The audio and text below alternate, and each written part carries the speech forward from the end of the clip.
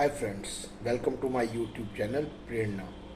दोस्तों, आपने कभी सोचा है कि अगर आप कभी किसी को दुख पहुंचाते हैं, पीड़ा पहुंचाते हैं, उसके साथ कुछ गलत करते हैं, तो उसको कितना दुख होता होगा। और ये शायद आप तब ज़्यादा अच्छी तरह महसूस करेंगे जब कोई व्यक्ति ऐसा ही आपके साथ करे।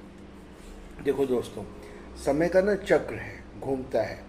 आप जैसा करोगे वैसा आपके साथ होने वाला है। किसी दूसरे रूप में होगा, जिसके साथ आपने किया वो नहीं करेगा, कोई और मिलेगा, भगवान का भेजा हुआ दूत जो आपके साथ ऐसा कर देगा।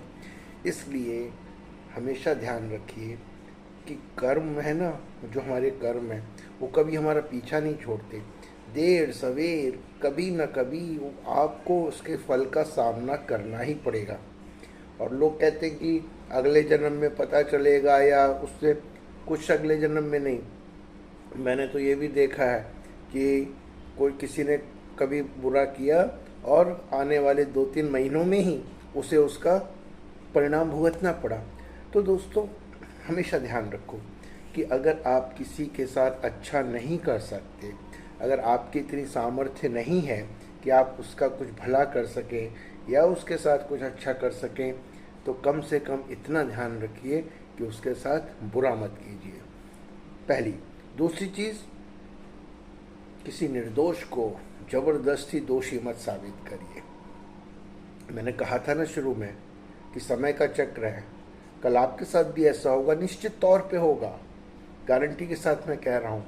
इसलिए कभी भी किसी भी व्यक्ति को, अगर वो निर्दोष है तो उसे दोषी साबित मत कीजिए।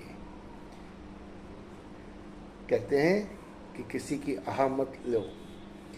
जब बद्दुआ निकलती है ना किसी के उससे, तो बहुत, अगर वो सच में निर्दोष है और वो अगर आपको बद्दुआ देता है ना, तो मान के चलो कि बद्दुआ आपको लगेगी, निश्चित तौर पे लगेगी।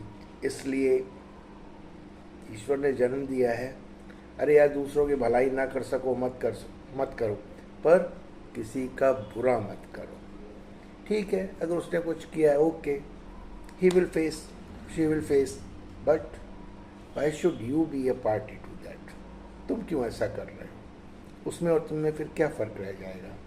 तो दोस्तों, आज का ज्ञान यही है कि अगर किसी के साथ अच्छा ना कर सको तो उसके साथ बुरा भी मत करो, सामने तुम्हारे ही आएगा।